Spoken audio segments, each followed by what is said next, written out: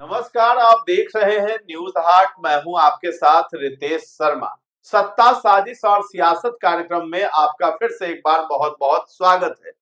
बिहार विधानसभा का बजट सत्र चल रहा है और इस बीच खूब हंगामेदार सत्र की कार्रवाई हो रही है। विपक्ष जो है लगातार बिहार में जो बेटियों की सुरक्षा पर सवाल उठाते हुए नजर आ रहे हैं। इसी बीच जो है डिप्टी सीएम सम्राट चौधरी से राबड़ी देवी ने इस्तीफे की मांग की थी। अब उसको लेकर के जो है एनडीए के नेताओं की तरफ से भी प्रतिक्रिया आई है और राबड़ी देवी पर ही हमलावर हो गए हैं सत्ता पक्ष के लोग।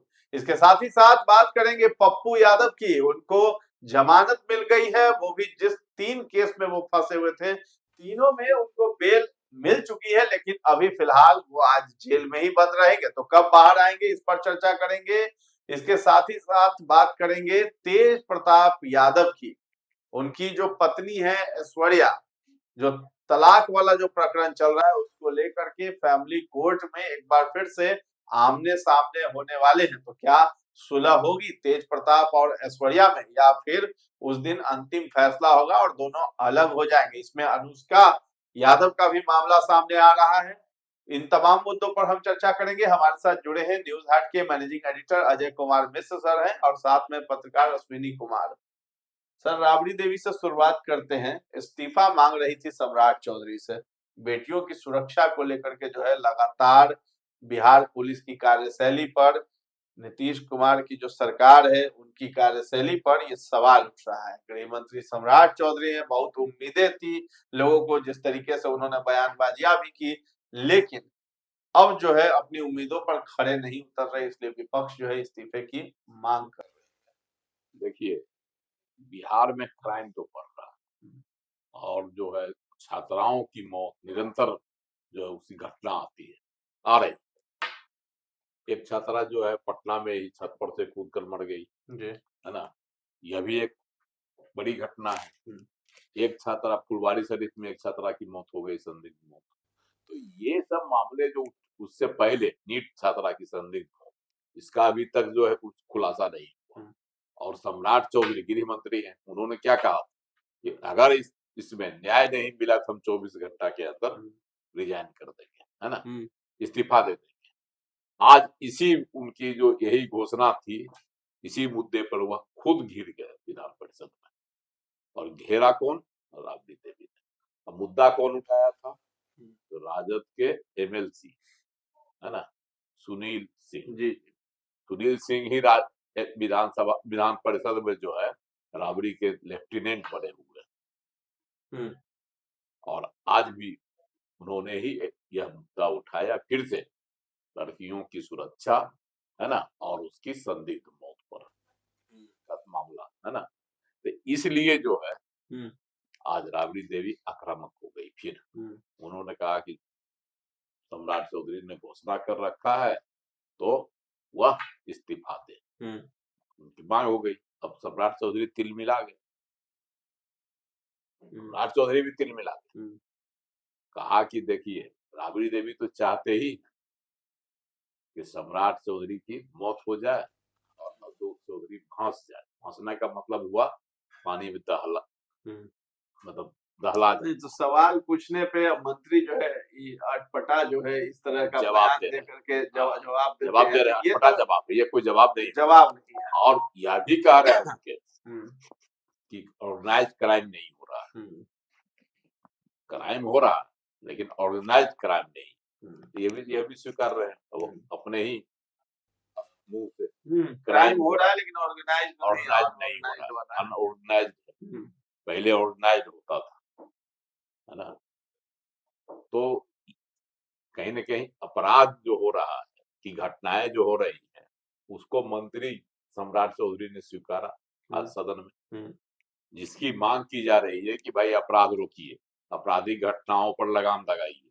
ठीक है, पुलिस का इनकाउंटर भी होता है, 1-2 दिन बीच करके जो है अपराधी को या तो मारा जाता है या उसको लंगड़ा किया जाता है। यह भी घटना पुलिस के द्वारा हो रही है, लेकिन अपराध नहीं रुक रहा है। छात्राओं की जो संदिग्ध मौत हो रही है उस पर जो है रोक नहीं लग पा रही। यह तो एक बड़ा सवाल जरूर है राज्य के लिए। और सम्राट चौधरी को इसी पर खिंचाएगी तो उन्होंने इसका जो अटपटा जवाब दे दिया। इससे राबड़ी देवी तो पूरा विपक्ष जो हंगामा होता हो ही रहा है, तो पूरे 9वां दिन है, 9वें दिन तक लगातार हंगामा हो ही रहा है। तो खास करके विधान परिषद इस बार ज्यादा उत्तेजित है। हालांकि जब सवाल पूछा जाता है कि अपराध बढ़ रहे हैं तो उस पर जो सही जवाब देना चाहिए वो जवाब नहीं मिल रहा है। लोग घुमा करके इस तरीके से जवाब देते हैं कि 2005 से पहले ऐसा होता था, वैसा होता था। उसके बाद कई एक तरह के अटपटा जो बयान देते हैं, उस पर कार्रवाई करने की बजाय जो है ये भी कह सकते हैं कि हाँ उस पर कार्रवाई हम करवाएंगे, करेंगे। लेकिन इस तरह की जो मतलब पर्सनली भी अटैक किया जाता है कि आपके सरकार में ये था तो अपने जेल गए तो आपको बना दिए, ये बना दिए। मतलब तो जो सवाल है वो कहीं ना कहीं वही रह जाता है। नहीं देखिए रितेश जी, इसमें सिर्फ जो है जैसे महिलाएं नहीं लड़ती है, गांव घर में देखते होइएगा कि महिला जब एक महिला दूसरे महिला से लड़ जाती है लोगों तो क्या को करती अपने प्रतिनिधियों से ये उम्मीद नहीं रहती है कि सदन में जाकर के इस तरह से वो काम करें। बिल्कुल सुरक्षा पे सवाल अब है। आते हैं अपराध की बात कर रही तो ठीक है, सरकार एक मुद्दे पे ये कह रही है कि जो संगठित क्राइम बिहार में नहीं है, और ये स्पष्ट है कि संगठित क्राइम बिहार में नहीं है। बिहार में जो क्राइम है वो किस तरह का क्राइम है वो देखिए, और जिस तरह का ये क्राइम है इसको आप चाहिएगा कि कंप्लीट रुक जाए, वो पॉसिबल नहीं है। बिहार क्या पूरे दुनिया में कहीं पॉसिबल नहीं है। अगर मानसिक यहाँ जो क्राइम हो रहा है अभी देखिए 2-3 दिन का पैटर्न देखिए, एक मामा और भांजे की हत्या वाला क्राइम, उसको पुलिस कैसे रोकेगी आप बताइए। आपके मन में एक मेरे लिए क्या चल रहा है, तो लड़का तो जानता था ना कि हम मारेंगे तो जेल जाएंगे, इसमें तो कहीं से कोई दो राय नहीं थी। और जिस स्टाइल से वो निकला वो तो वही, उसको तो पता होगा कि जेल जाएंगे। नहीं, उसमें तो कार्रवाई तुरंत नहीं मैं बता रहा हूँ जो क्राइम बढ़ रहा है वो इस तरह का क्राइम बढ़ रहा है, आपसी रंजिश वाला क्राइम ज्यादा बढ़ रहा है। लोगों को पता है कि जो हम जेल जाएंगे सजा होगी, उसके बाद मार दे रहा है। इसमें पुलिस क्या कर सकती है? सवाल जो है राबड़ी देवी का, जो इस क्राइम से सुरक्षा को लेकर के है, जो इसमें अभी तक कोई अपडेट नहीं आया और बहुत सवालिया निशान छोड़ गया। कितनी देर हुई? एक जो केस है ये नीट की तैयारी करने वाली छात्रा को लेकर, इस केस में उनका घेरना जायज है, हालांकि मामला गया सीबीआई को। अब इसमें कहीं ना कहीं पुलिस की विफलता रही, इसमें तो कहीं से सरकार को भी ये चीज स्वीकारना चाहिए, लेकिन सरकार डायरेक्ट नहीं स्वीकारी क्योंकि उन्होंने कहा कि ठीक है पुलिस ने नहीं किया तो मैंने सीबीआई को भेज दिया। लेकिन राबड़ी देवी के बारे में ठीक है, लीडर ऑफ अभी वहाँ मतलब नेता, विरोधी दल के नेता है विधान परिषद में, राबड़ी देवी अगर महिलाओं की चिंता को लेकर बात करती है तो थोड़ा सा हंसी जरूर आती है। क्योंकि आज आप एक चीज तो देख सकते हैं रितेश जी, आप भी अपने परिवार के साथ बिहार में आप चाहिए तो रात के 10 बजे 11 बजे घूमिएगा तो आपको डर नहीं लगेगा, ये आप ईमानदारी से स्वीकारिएगा। और जो क्राइम हो रही है वो आपसी रंजिश वाले क्राइम ज्यादा हो रही है, इसमें पुलिस कार्रवाई ही कर सकती है, रोक नहीं। जब तक मानसिकता आपकी नहीं बदलेगी उस मानसिकता को नहीं बदल सकती। लोगों में ये भय थोड़े ही नहीं है कि जो हम मारेंगे और जिंदा रह जाएंगे, मतलब बच जाएंगे, खुलेआम घूमेंगे, नहीं, वो पकड़े जाएंगे, जेल जाएंगे। तो ज्यादा आप क्राइम का पैटर्न देखिए, ज्यादातर क्राइम इसी तरह का पैटर्न पे। और एक और पैटर्न है जिसपे सरकार को ध्यान देना चाहिए, वो फेल रहा ये, और वो है सूखा नशा के कारण। इसके कारण जो स्नैचिंग देखते हैं, ये अचानक राह चलते छीन के मार देना, इसमें सरकार की बड़ी विफलता है, जिसके क्राइम कारण ये सेकंड सर, जिसके कारण ये क्राइम बढ़ रहा है। ठीक है, तो संगठित क्राइम नहीं है, ये क्राइम है, इसमें सरकार को इस ओर ध्यान देना चाहिए। और ये बोल के कि जो आपके राज्य में क्या हो रहा था 20 साल तक, आप यही बोल के नहीं चल सकते हैं। अब सर बोलिए। अपराध जो आपराधिक घटनाएं हुई ना, आपने आपसी रंजिश की बातें की, आपसी रंजिश की को तो छोड़ दीजिए, उसको तो कोई पुलिस नहीं रोक पाएगी। बिल्कुल, उसमें गिरफ्तारियां भी त्वरित ढंग से हो जाती है क्योंकि मारने वाला भी सामने ही रहता है ना। लेकिन जो क्राइम हो रहा है अब, जैसे छात्राएं क्यों छत पर से कूद कर मर गई, है ना, फुलवारी शरीफ में भी घटना हुई सर। तो ये घटनाएं जो हो रही है, इसका आज तक खुलासा हुआ फुलवारी कि इसके पीछे कौन है? सर फुलवारी शरीफ की जो घटना हुई है 2 दिन पहले मात्र हुई है, तो आप क्या चाहते हैं कि जो तुरंत जांच के लिए समय भी तो चाहिए ना पुलिस को सर। अब अचानक एक ही दिन में पक्का क्या चाहिए? पुलिस जो है अपने ऊपर से भरोसा खुद ही उठवा रही है ना। नीट वाले मामले में एक नीट का मामला है, मैं वो शुरू से कह रहा हूँ, एक नीट का मामला है जिसपे पुलिस पूरी तरह से हो गया मामले को 6 जनवरी को, वो तो मैं बोल रहा हूँ सर, 40 दिन हो गया, मैं वो बोल रहा हूँ ना। 2-3 मामले को देखा जाए तो पुलिस जो है तो सही मामले में पुलिस पे सवाल उठता है, वो उठता रहेगा। जैसे कि बम की धमकी वाला मामला देखिए, इसको अभी तक नहीं सुलझा पा रही है पुलिस, जबकि एक गंभीर मामला है। दूसरी बात, नीट वाले मामले में तो पुलिस की किरकिरी हुई ही, इसमें हमने आपने सबने भी कहा और लोग भी कह रहे, और सरकार को इस चीज को स्वीकारना चाहिए। वो ऑन कैमरा भले ना स्वीकारे, लेकिन पीछे से वो जानते ही है सब कुछ।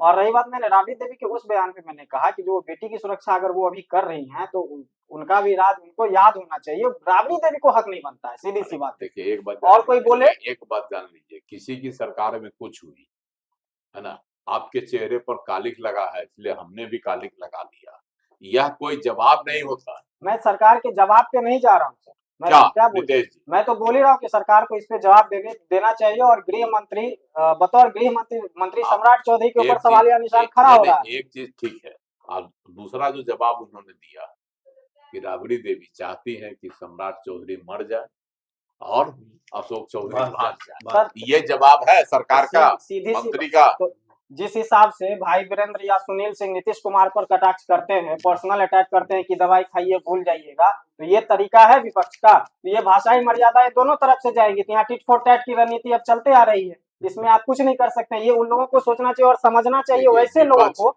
जो उनको चुन के वहाँ भेजते हैं। विपक्ष आरोप लगाता है, आरोप लगाने का मतलब पर्सनल अटैक करेंगे। तीखा जो है बयान देता ही, तो तीखा लेकिन सरकार की ओर से सरकार के मंत्री को संतुलित और जो है ना सब भाषा का प्रयोग करना चाहिए। सर सब भाषा का प्रयोग जो सदन में जाते हैं ना, सत्ता पक्ष और विपक्ष दोनों को करना चाहिए, क्योंकि ये चुने हुए प्रतिनिधि है। तो यहाँ टिट फॉर टैट की रणनीति चलती है, क्योंकि जानते हैं एक दूसरे को गरियाएंगे, समय इससे भी पास होता है, बहुत सवाल जवाब नहीं होगा, जनता का मुद्दा धरा का धरा रह जाएगा। हम दोनों तरफ की बात कर रहे हैं, क्योंकि आधा से ज्यादा जो प्रतिनिधि चुन के जाते हैं उनको जनता से कोई मतलब थोड़े होता है, उनको तो ऐश करना होता है। 30 दिन का अगर मान लीजिए 40 दिन का सदन है तो 10 दिन जाते हैं, बाकी दिन गायब रहते हैं। तो चाहते हैं किस तरह का हो और इस तरह का हल्ला करना। मैंने पहले भी बताया था कि कुछ सांसद, कुछ विधायक, कुछ प्रवक्ता ऐसे होते हैं ना जो इंटेंशनली इस तरह का काम करते हैं, ताकि जो है सो मुद्दा जो है सो भटका रहे हमेशा। चलिए पप्पू यादव की बात कर लेते हैं। 3 मामलों में उन्हें बेल मिल गई, एक में पहले ही मिली थी और 2 मामलों में आज जो है उनको बेल मिल गई, जमानत। लेकिन आज वो जेल में रहने वाले हैं। ऐसा क्यों? जी, आज 3 मामले पर हुई है सुनवाई। आज जो है कोर्ट में पप्पू यादव के 3 मामलों पर सुनवाई। कोतवाली थाने का 2 मामला था, एक बुद्धा कॉलोनी का, एमएलए एमपी एमएलए कोर्ट में हुआ क्या कि देखिए, पहला तो है इसका 31 साल पुराना मामला, जिसमें 6 इनको गिरफ्तार किया गया था 6 फरवरी को रात में। उसमें जो इनके समर्थकों ने हंगामा किया, तो उसके बारे में उसको उस सिलसिले में जो है बुद्धा कॉलोनी थाना में मामला दर्ज हुआ। और 2 मामले जो है कोतवाली थाने के हैं, अलग अलग डेटों में। तो ये 3 मामले जो है पप्पू यादव के खिलाफ था। तो इसमें जो है जमानत उनको आज मिल गई। कल ही सुनवाई होनी थी, लेकिन कोर्ट में जो बम से उड़ाने की जो धमकी कोर्टों को मिला है, आज भी बक्सर कोर्ट को मिला है उड़ाने की, पूर्णिया में रोज कोर्ट को धमकी मिलती है, पकड़ा कोई नहीं जाता है, कोई नहीं जाता, पुलिस के पास कोई जवाब होता है कुछ नहीं, और ना ही पुलिस इसके प्रति संवेदनशील है। पुलिस भी कहीं न कहीं उदासीन है इस मामले में, भारी उदासीन है। और तो पप्पू यादव का बेल मिल गया। पप्पू यादव तो वहाँ रोए, हमको बहुत तकलीफ है जेल में, क्या क्या बीमारी का नाम ले रहे थे, ये बढ़ गया तो वो बढ़ गया, बीमार होने का जो पूरा स्वांग रचे वहाँ। जज ने आज उनको जमानत दी, लेकिन वह जेल से नहीं छूटे। अब जेल से संभवतः कल छूटेंगे, प्रक्रिया होगी, प्रक्रिया चलेगी, उसके बाद कल छूटेंगे। कल संभवतः, अभी भी उसकी कोई गारंटी नहीं है, संभवतः चलिए तो 1-2 दिन रहेंगे तो रहेंगे, सैटरडे संडे, उसके बाद मंडे छूटेंगे कि नहीं, क्योंकि कागज जाएगा तो कल भी हो सकता है, कल हो जाएगा, तो कल संभवतः कागज अगर चल जाएगा कोर्ट से जमानत का। लेकिन पुराने मामलों में जो है अभी सुनवाई हो रही है 2026 में। देखिए पुराना मामला, पुलिस से अगर आप बैर लीजिएगा, खुन्नस लीजिएगा, तो पुलिस के पास तो करना होगा, आपके खिलाफ जो भी मामले दर्ज होंगे पहले जो दर्ज रहेंगे, जिसमें आप बरी नहीं, मामला जो है अभी तक पुलिस के फाइल में है और कोर्ट का मामला है, तो स्वाभाविक है कि उसमें पुलिस एक्शन ले लेगी। तो कहिए कैसे। और बिहार पुलिस की वैसे भी प्राथमिकता अभी यही रह गई है, खास करके, और पटना पुलिस के जो देखते हैं वो पप्पू यादव और नीट, इसी 2 में उलझ के रह गई। या तीसरा जो उनका प्रमुख काम रह गया है वो जाके कोर्ट खाली कराना, जब जब धमकी मिले तब। उसके अलावा किसी और ध्यान देखने का। तेजस्वी यादव सड़कों पर उतरते हैं, प्रोटेस्ट करते हैं, तो उनपे भी FIR दर्ज होगी, तो उनके मतलब उनको भी पुलिस इस तरीके से उठा के ला सकती है क्या? देखिए अगर कोई मामला संगीन मामला होगा तो नहीं, फिर अगर क्या इसी होगा? तरह का मामला हो जिसमें कि सड़कों पे छात्रों के साथ समर्थन हंगामा में करते प्रोटेस्ट कर रहे हंगामा हैं, रोड करते जाम कर दिया। हंगामा करते हुए प्रधान हाँ, किशोर थे ना बीपीएससी हाँ, एग्जाम के जी, मामला में, जी, तो उनको पुलिस उठाई कि नहीं? हाँ, गांधी मैदान में धरना में बैठे तो उठा के ले गई ना। तो ऐसा तो कोई भी नेता के साथ किया जा सकता है। अगर आप कर रहे हैं लॉ एंड ऑर्डर को, आप जो है तोड़ रहे हैं, कानून का जो है कहीं ना कहीं आप कानून के मामले को जो आप तार तार कर रहे हैं, तो पुलिस उठाएगी, चाहे वो तेजस्वी यादव क्यों नहीं। अगर किसी संगीन मामले प्रदर्शन करके चुपचाप चल जाना, अब प्रदर्शन में हिंसा करना या हिंसा होना उनके अगुवाई में हो रहे प्रदर्शन में, तो कहीं ना कहीं पुलिस उन पर गंभीर रुख अपनाएगी। तो पप्पू यादव पर जो मामले हैं, सब में कुछ न कुछ इसी तरह के मामले हैं। तो सवाल है कि पुलिस ने मामला दर्ज किया, कोर्ट से में गया, कोर्ट ने जमानत दे दी है, समझा कि हाँ भाई जमानत लायक मामला है, तो ये तो सीधा सीधी न्यायालय का मामला है। हाँ, उसके बाद भी हाजी को 35 साल बाद पुलिस जागी भी, और भी ऐसे समय पे जागी, तो सब लोग देख रहा है। इसीलिए जो है मैंने तो पहले ही कहा था कि या तो सम्राट चौधरी की पुलिस सुन नहीं रहे हैं, या पता नहीं, या सम्राट चौधरी समझ नहीं पा रहे हैं कि काम कैसे करना है। सम्राट एक स्पष्ट होते जा रहा है कि नहीं सम्राट समझ रहा है। चौधरी से जो है गिरी नहीं विवाद समझ रहा नहीं है। समझ रहा है। कैसा भी था ना, तो नीतीश कुमार का बढ़िया गृह से विभाग इस समझ रहा मामले में बहुत बढ़िया था। कहीं न कहीं ये तो अब साबित हो रहा है कि सम्राट चलिए। चौधरी से गिरी विवाद। चलिए, तेज प्रताप यादव की बात करते हैं। तेज प्रताप और ऐश्वर्या के विवाद में जो है अब 24 फरवरी की तारीख जो है वो बताएगी कि उनमें सुलह होगी या फिर जो है अलग होंगे। तो 24 तारीख को आमने सामने होने वाले हैं। देखिए, पारिवारिक न्यायालय में मामला चल रहा है, तलाक का मामला, लेकिन अब उसमें कोर्ट चाहती है सुलह हो जाए, है ना। सुलह का जो 24 को होगा उसमें सुलह पर चर्चा होगी। तो अब सवाल है कि बीच में आ गई है अनुष्का। अब देखना होगा कि अनुष्का के मामले को लेकर जो हाईलाइटेड हुआ है उसको लेकर तेज प्रताप का रुख क्या होता है, क्या हुआ। यह भी एक बड़ा जो है प्रश्न है कि क्या हुआ कि ऐश्वर्या राय से सुलह के लिए तैयार हो जाएंगे या फिर तलाक की प्रक्रिया को आगे बढ़ाएंगे। यही इसी पर लोगों की निगाह है। ऐश्वर्या राय को जिस तरह से घर से निकाल दिया गया और तलाक के लिए जो अर्जी दाखिल हुई उसको लेकर कई बार हुआ कोर्ट में आमना सामना तो हुआ, लेकिन बहुत दिनों से इसी बीच में आ गई अनुष्का यादव। अब अनुष्का यादव को एक बच्ची भी हो गई, यह भी हाईलाइटेड है ना। अब तो लोग क्या प्रताप से लड्डू भी मांग रहे हैं, है ना। मंत्री हैं लखेंद्र पासवान, वही कह रहे हैं कि लड्डू खिलाइए। ज्यादा तेज प्रताप यादव पे बयान देते आ रहे हैं। बयान दे रहे हैं कि लगता है कि उनको पॉपुलैरिटी ज्यादा नहीं मिल रही है उनके मंत्री पद से और नाम से जो आवास मिला है तेज प्रताप का, तो तेज प्रताप पे ही पड़े हुए पीछे। कोई कुछ उनके पर्सनल मामले हो या फिर अपना माइलेज लेना चाह रहे तेज प्रताप के नाम से। प्रताप के प्रकरण को वह जो है उठाकर जो है अपना माइलेज जो भी लेना चाह रहे हो, लेकिन तेज प्रताप पर कटाक्ष जरूर करते हैं, इससे बात नहीं आ रही। आज ही उन्होंने लड्डू मांग दिया कि लड्डू खिलाइए, लड्डू का। तो ये सब चीज जो है तेज प्रताप को अब चुभ रहा है। हो सकता है कि 24 तारीख को कहीं सुलहनामे का जो है सुलह की बातें सामने आ जाए और तेज प्रताप जो खाई है उसको पाटने के लिए तैयार हो जाए। देखिए, ये जो शादी है ना शुरू से ही होता है, ये बेमेल शादी और ये पॉलिटिकल हित को साधने वाली शादी थी। चंद्रिका राय और लालू प्रसाद यादव दोनों पॉलिटिशियन है और दोनों दिग्गज है। चंद्रिका राय का थोड़ा कह अभी जो है सुसितारा गर्दिश में चल रहा है, लेकिन एक समय में वो भी मतलब चर्चित बिहार के पॉलिटिशियन का दावर नेता रहे और उनके पिता दारोगा प्रसाद राय के बारे में सब कोई जानता है। वो ज्यादा प्रसाद राय राज्य के मुख्यमंत्री भी रह चुके हैं, तो ज्यादा बताने की जरूरत नहीं। तो ये शादी ही पॉलिटिकल हित को साधने वाली शादी थी। जिस समय ये शादी चल रही मतलब हुई थी उसी समय ये चर्चा का विषय बन गया था और लोगों को ये लग रहा था कि ये शादी लंबे समय तक नहीं चलेगी, और हुआ वही। और उसके बाद जैसा कह रहे हैं कि सर सुलहनामा की बात, तो मुझे नहीं लगता है कि जो जिस तरह की खाई दोनों के बीच बनी हुई है कि अब वो सुलह हो पाएगा, क्योंकि अगर सुलह होना होता ना तो बहुत पहले ये हो गया होता। अभी मुझे नहीं लगता है, मेरे हिसाब से, कि तेज प्रताप जिस मूड के आदमी है और ऐश्वर्या राय, दोनों के बीच का अंतर जो देखिए, और उस समय जो तेज प्रताप ने बातें कही थी, उस सब चीजों को देखिए। लेकिन ऐश्वर्या भी नहीं रहना और चाहती उनके ऐश्वर्या, साथ में। और देखिए ना, उन्होंने राबिया देवी पर जो सीधे सीधे आरोप लगाया था, मतलब उस राबिया आवास में आरोप लगाया था कि मेरे ऊपर मारपीट का राबड़ी जरिए बाहर। देवी के साथ नहीं न रहते हैं तेज प्रताप, अब तो घर निकाला हो गया। लेकिन तो घर हो निकाला सकता है कि तो कहीं सर, ऐश्वर्या राय सर तेज इसके लिए तैयार हो जाए, मान जाए, तेज- बहुत पैसा भी मांग रही है नहीं, मुआवजा। वो तो मुआवजा तो हर हाँ। वो प्रोसीजर है, तो उसमें करेंगे और वही तो कोर्ट कह तय रहे हैं करेगा कि कि कितना देना है, तेज कितना नहीं प्रताप के देना है। लिए थोड़ा सा ये हो रहा है, अंदर से ये भी हो सकता है कितना पैसा उसको देना पड़ेगा।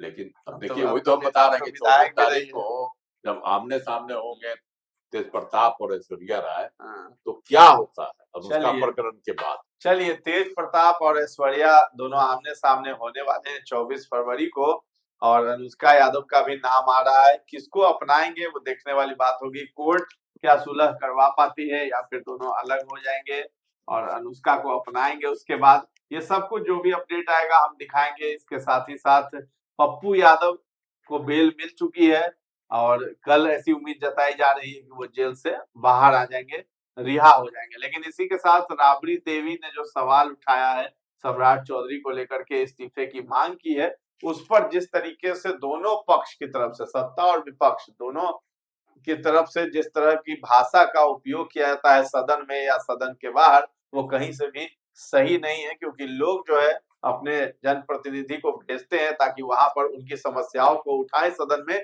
लेकिन यहाँ मामला कुछ और ही हो जाता है। आपस में पर्सनल अटैक होता है, गाली गलौज तक बात उठ जाती है। तो फिलहाल इस चर्चा को हम लोग यहीं पर विराम देते हैं। कैसा लगा है ये कार्यक्रम सत्ता, साजिश और सियासत, हमें कमेंट में जाकर जरूर बताइएगा, और हमारे चैनल को अभी तक आपने सब्सक्राइब नहीं किया है तो जरूर कर लें। धन्यवाद।